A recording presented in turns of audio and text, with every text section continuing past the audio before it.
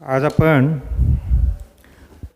इयत्ता 9वीच्या पाठ्यपुस्तकातील एक महत्त्वाचा धडा आहे, एक व्यक्तिचित्रण आहे. एक होती समयी, उत्तम कांबळे यांचा हा पाठ आहे. उत्तम कांबळेंचा परिचय करून घेत असताना आपणाला ते एक प्रसिद्ध लेखक आहेत. त्यांची गाजलेली पुस्तकं अस्वस्थ नायक, शेवटून आला माणूस अशा त्यांच्या कादंबऱ्या आहेत. रंग माणसाचे, कथा माणसांच्या, कावळे आणि माणसं, न दिसणारी लढाई, परत्या अशी या ठिकाणी त्यांचे कथासंग्रह आहेत. थोडंसं वेगळं, फिरस्ती, जगण्याच्या जळत्या वाटा, पावलानेच बनते वाट असं त्यांचं ललित लेखन प्रसिद्ध आहे.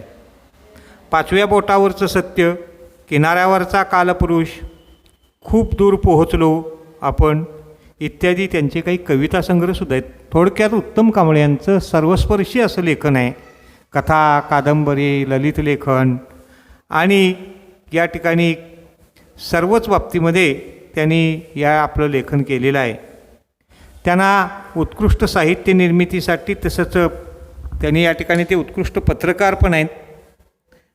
त्या पत्रकारितेसाठी सुद्धा त्यांना अनेक पुरस्कारानं सन्मानित करण्यात आलेलं आहे. आता ही एक होती समयी, ही समयीची उपमा दिलेली आहे. या पाठामधून त्यांनी आदिवासी भागामध्ये अगदी पूर्व प्राथमिक शिक्षण हे घरोघरी ही शिक्षणाची गंगा पोचवण्यासाठी ज्यांनी आपलं आयुष्य खर्च केलं, आयुष्य वेचलं, अशा समाजसेविका अनुताई वाघ, त्या अनुताई वाघ यांना त्या समयीची उपमा दिलेली आहे. त्या अनुताई वाघांच्या कार्यकर्तृत्वाचं इथं माहिती या पाठामध्ये दिलेली आहे.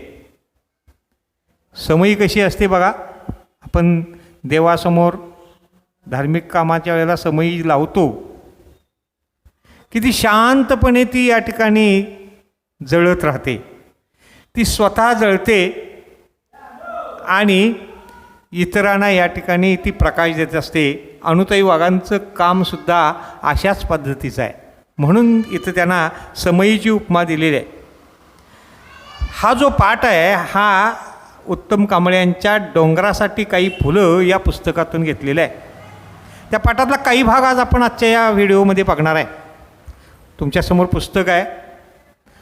पुस्तकामध्ये हा 5 नंबरचा पाठ आहे. तुम्हाला वाचलात तर अनुताई वाघ यांच्या कार्यकर्तृत्व तुमच्या लक्षात येईल. आज आपल्याला या व्हिडिओमध्ये जेवढं शक्य आहे तेवढं आपण घेणार आहे. काय म्हणतायत बघा उत्तम कांबळे, काही माणसं वादळं झेलतात आणि पचवतात, पुढं विशाल सागराचं रूप धारण करतात. काही माणसं वादळामुळे कोलबडून पडतात, तर काही माणसं पचवण्याचे धडे दुसऱ्यांच्याकडून घेतात.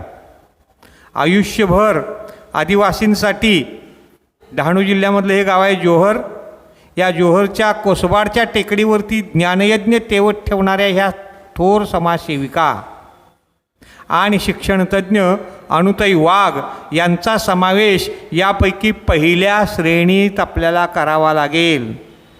त्यांच्या निधनानं या कोसबाडची टेकडी हळहळली आणि परिसरातील सर्व आदिवासींना हुंदके फुटले. अनुताईंच्या निधनानं एका वृतस्थ जीवनाची अखेर झाली.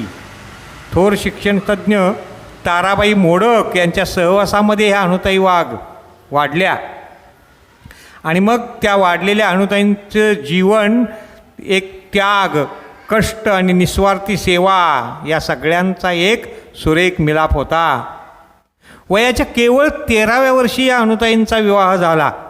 खरं म्हटलं तर ते वयच असं होतं की विवाह काय असतो हे समजण्यापूर्वीच 6 महिन्यातच त्यांच्या इवल्याशा कपाळावरचं कुंकू नियतीनं कायमचं पुसून टाकलं. भातुकलीचा खेळ मोडला. छोट्या अणूनं आभाळा एवढं दुःख पचवलं, कोलमडून टाकणारं वादळ पचवलं. ताराबाईंनी त्यांच्या डोळ्यातून अश्रू फुसले. दुःखाचा डोंगर टाचेखाली चिरडत अनुताई मोठ्या जिद्दीनं तशा संकटात पण उभ्या राहिल्या. या ठिकाणी त्या कधीही पराभूत न होण्यासाठीच उभ्या राहिल्या.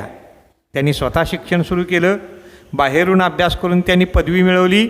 समाजव्यवस्थेत पिचलेल्या असंख्य आदिवासींच्या घरोघरी ज्ञानगंगा नेण्याचं व्रत त्यांनी स्वीकारलं. बालग्रामशिक्षण केंद्रानं सुरू केलेल्या पूर्व प्राथमिक शाळेमध्ये त्यांनी आपल्या कार्यकर्ती म्हणून आपल्या कामाचा श्रीगणेश केला. आणि बघा, ज्यांनी त्यांना उभं केलं त्या ताराबाई मोडक यांच्या निधनानंतर अनुताई वाघच या ठिकाणी त्या संस्थेच्या संचालक झाल्या. ताराबाईंनी जे रोपटं लावलेलं होतं त्या रोपट्याचं त्यांनी पुढं वटवृक्षात रूपांतर केलं. वेगवेगळ्या कल्पना, शिक्षणासाठी वेगवेगळी क्षेत्र आणि सातत्यानं नवनवे प्रयोग ही त्यांच्या कामाची त्रिसूत्री होती. विद्यार्थी मित्रांनो, जरा लक्षात घ्या, आपल्याला परीक्षेमध्ये प्रश्न कसा विचारला जाईल. तर या ठिकाणी ताराबाईंनी रोपट्याचं वटवृक्षात रूपांतर केलं. त्यांची कुठली त्रिसूत्री होती असे विचारलं जाईल. तर ते तुम्हाला सांगता आलं पाहिजे की या ठिकाणी वेगवेगळ्या कल्पना,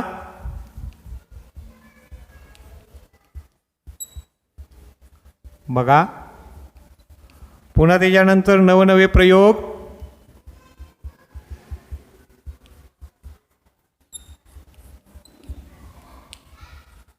पुढं काय सांगितले त्यांनी बघा, नवनवे प्रयोग आणि शिक्षणासाठी वेगवेगळी क्षेत्र.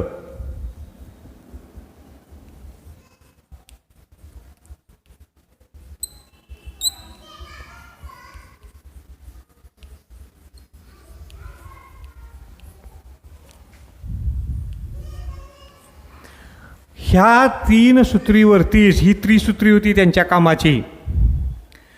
भाकरीच्या शोधात संपूर्ण आयुष्य गमावणाऱ्या आणि दारिद्र्याचा शाप कपाळावर घेऊन फिरणाऱ्या ही जो का आदिवासी समाज होता, या आदिवासीच्या समाजातील या बालकांना शिक्षणाचे दरवाजे खुले केले.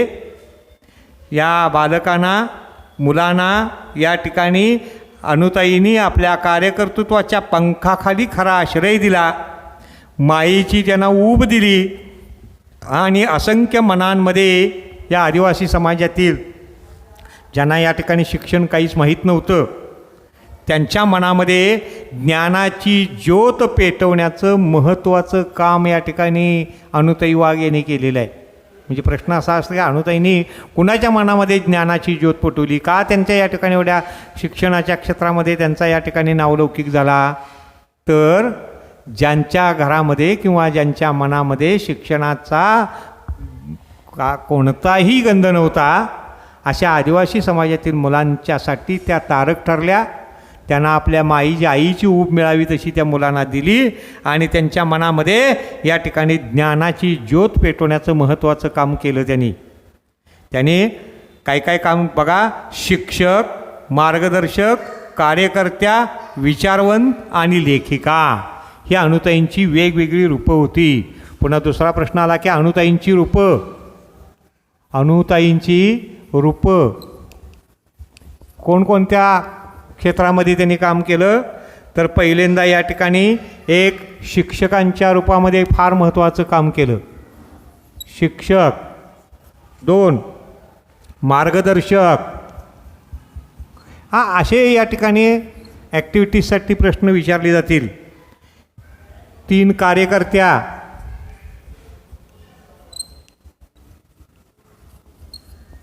आणि 4 विचारवंत.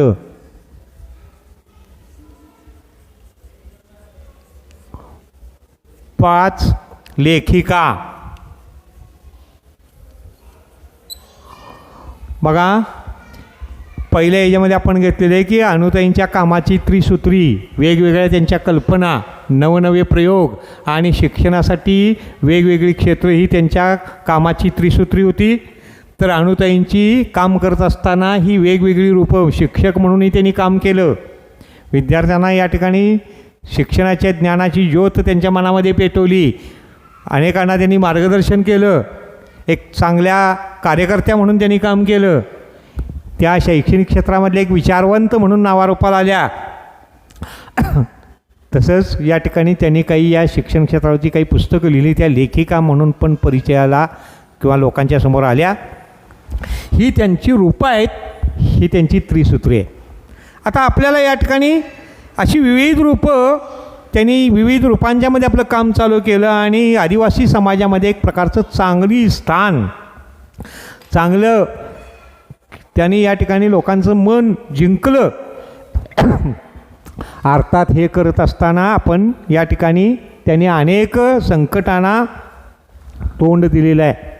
म्हणूनच या ठिकाणी पाठाची सुरुवात करताना हा आपण आता पॅराग्राफ वाचला आहे, या पॅराग्राफवर फक्त आपण या ठिकाणी स्पष्टीकरण बघूया की या ठिकाणी त्यांनी सुरुवातच अशी केलेली आहे की काही माणसं वादळं झेलतात, पचवतात.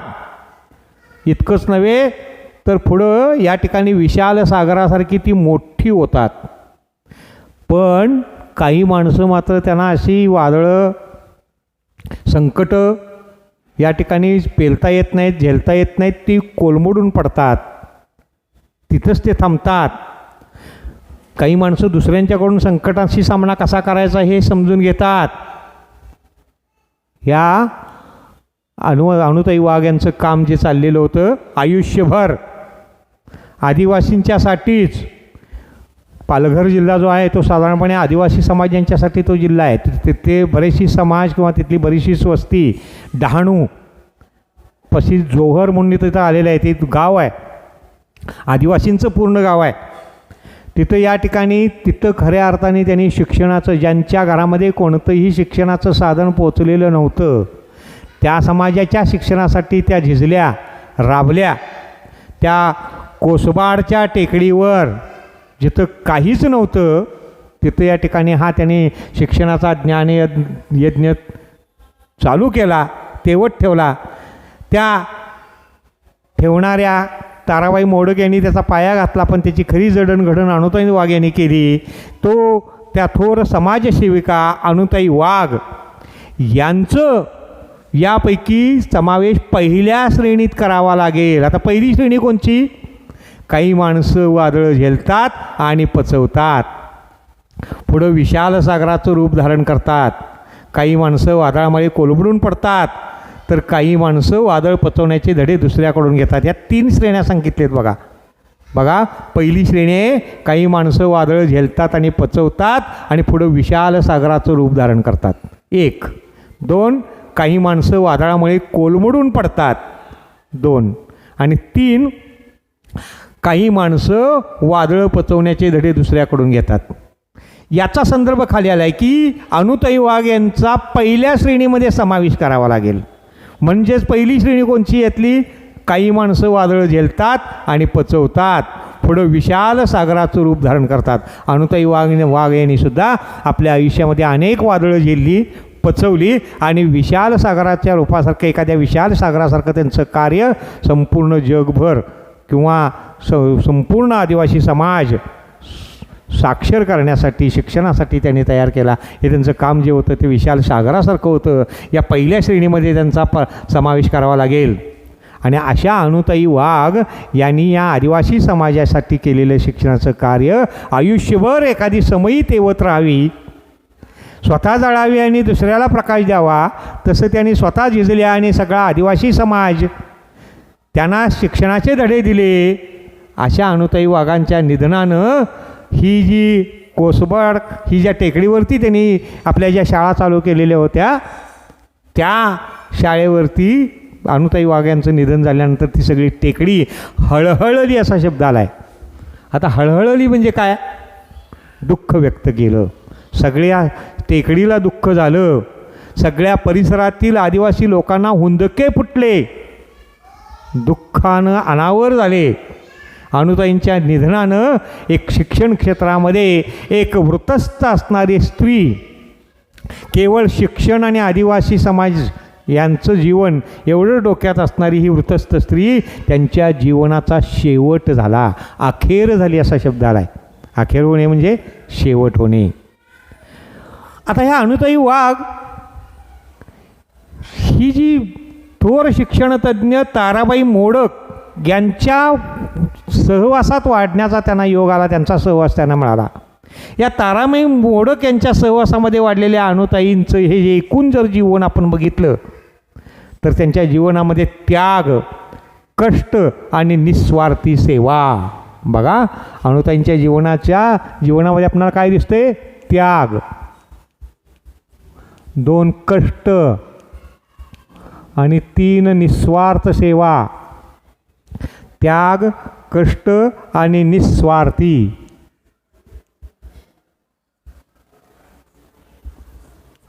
सेवा, ह्या 3 गोष्टी त्यांच्या आपणाला जीवनात दिसून येतात. आणि त्या 3 गोष्टींचा असा सुंदर मिलाप, एकत्रीकरण त्यांच्या जीवनामध्ये होतं आणि म्हणूनच एवढं मोठं त्या कार्य करू शकल्या. वयाच्या केवळ त्या काळामध्ये बालविवाह असायचा. अनुताईसुद्धा त्याला काय अपवाद ठरलेल्या नव्हत्या. वयाच्या 13व्या वर्षी त्यांचा विवाह झाला. आता वयाचं 13वं वर्ष म्हणजे आता तुमच्यापेक्षा पण लहान, आता तुम्ही 9वीत आहात, तुमचं वय 14 वर्षाच्या 14च्या दरम्यान आहे, 14-15 वयाच्या दरम्यान. 13व्या वर्षी विवाह म्हणजे काय हे कळण्याच्या अगोदरच त्यांचा विवाह झालेला होता. आणि नियतीला तो विवाह नियतीला या ठिकाणी केवळ 6 महिन्यातच त्यांच्या कपाळावरचं कुंकू पुसलं गेलं, म्हणजे त्यांच्या पतीचं निधन झालं. वयाच्या 13व्या वर्षापासून संपूर्ण आयुष्य या ठिकाणी पतिविना काढायचा प्रसंग त्यांच्यावरती आला. त्यांनी नुसता संसार म्हणजे काय, लग्न म्हणजे काय, भातुकलीचा खेळ मांडला होता, पण तो मांडायच्या आधीच मोडला गेला. छोट्या अनूनं वयाच्या 13व्या वर्षीच हे सगळं दुःख पचवलं. पण त्यांनी पहिल्या श्रेणीत त्यांचा समावेश केला आहे. वादळं आली आणि त्यांनी पचवली. हे सुद्धा एक त्यांच्या जीवनातलं पतीचं निधन हे वादळ होतं, पण ते त्यांनी पचवलं. या ठिकाणी ताराबाईंनी त्यांच्या मदतीला, ताराबाईंच्या सहवासामध्ये होत्या त्या ताराबाई मोडक यांच्या, त्या थोर शिक्षणतज्ञ होत्या. त्यांनी या ठिकाणी या शाळा वगैरे चालू केलेल्या होत्या. ह्या आलेल्या दुःखातले अश्रू ताराबाईने पुसायला मदत केली. आणि मग ताराबाईंच्या सहानुभूतीनं अनुताईंनी हे दुःख पचवलं आणि सगळं दुःख टाचेखाली चिरडून जीवनामध्ये यशस्वी होण्यासाठी त्या तयार झाल्या. आणि मग त्यांनी या ठिकाणी त्या मोठ्या जिद्दीनं उभा राहिल्या. त्या अशा की इथून पुढं पराभव, कधी दुःख कुठलंही आलं तरी त्याला घाबरायचं नाही, पराभूत न होण्यासाठी. आणि मग त्यांनी या ठिकाणी मग स्वतः शिक्षण सुरू केलं. बाहेरून अभ्यास करून त्यांनी या ठिकाणी पदवी मिळवली. काम करत करत शिक्षण थांबवलं नाही. समाजव्यवस्थेमध्ये पिचलेल्या असंख्य आदिवासी त्यांनी ओळखलं, या आदिवासींचं दुःख, यांना शिक्षण मिळालेलं नाही. म्हणजे असंख्य आदिवासींच्या घरी यांना शिक्षण दिलं पाहिजे, ज्ञानगंगा त्यांच्या घरी पोचवली पाहिजे, हे त्यांनी ओळखलं, ठरवलं. आणि मग त्यातूनच त्यांनी बालग्राम शिक्षण केंद्र सुरू केलं ताराबाई मोडक यांच्या सहकार्यातून.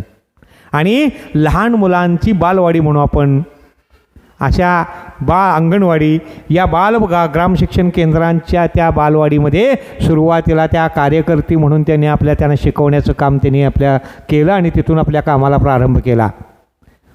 बघा, जिद्दीनं.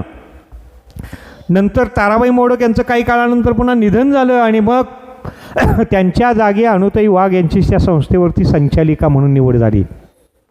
आणि ताराबाई मोडक यांनी या शिक्षणाचं जे रोपटं लावलेलं होतं संस्थेचं, त्या रोपटेचं मोठ्या वटवृक्षामध्ये रूपांतर करण्याचं काम अनुताई वाघ यांनी केलेलं आहे. आणि मग त्यासाठी त्यांनी मग प्रचंड मेहनत घेतली.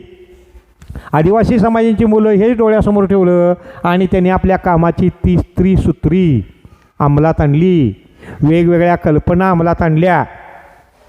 त्याच्यानंतर त्या शिक्षण क्षेत्रामध्ये नवनवीन प्रयोग तयार केले किंवा प्रयोग केले.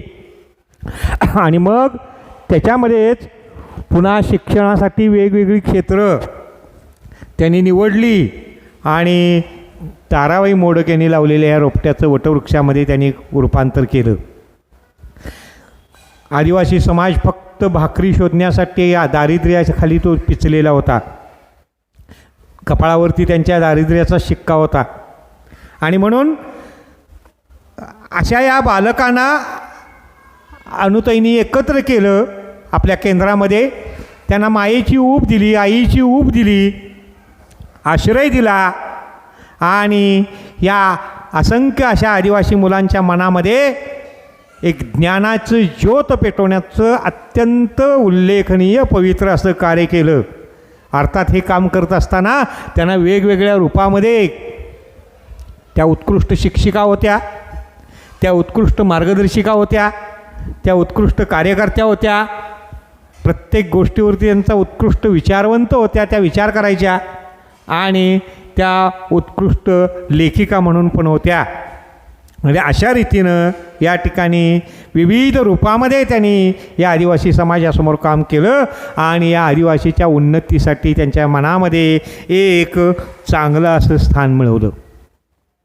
अशा रीतीनं या ठिकाणी आपण पहिल्या पॅरेग्राफचा याच्यामध्ये विचार केला आहे. तुम्ही हा धडा पूर्ण वाचा. पुढचा धडा वाचत गेला की तुम्हाला हे समजत जाईल नक्की. आणि ही एक होती समयी, हे अनुताई वाघांना ती समयीची उपमा कशी लागू पडते, त्यांचं कार्य तुमच्या पूर्ण लक्षात येईल. आज आपण इथंच एवढं स्पष्टीकरण थांबवूया. तुम्ही सर्वांनी हा पाठ मनापासून वाचावा. पुढचा आणि पाठामध्ये मी घेईन आणि त्याच्यावरचे जे स्वाध्याय आहेत त्या स्वाध्यायांचं आपल्या वहीमध्ये लेखन करावं. काही गोष्टी तुम्हाला आपण व्हॉट्सअप ग्रुप केलेले आहेत त्याच्यावरती काही समजत नसेल, काही अडचण असतील तर तुम्ही त्याच्यावरती विचारू शकताय. 10वीचे विद्यार्थी विचारतात मधनातनं स्वाध्याय सोडवत असताना, तुम्ही त्याचं या ठिकाणी विचारा आणि हा धडा पूर्णपणे तुम्ही समजून घ्या. धन्यवाद.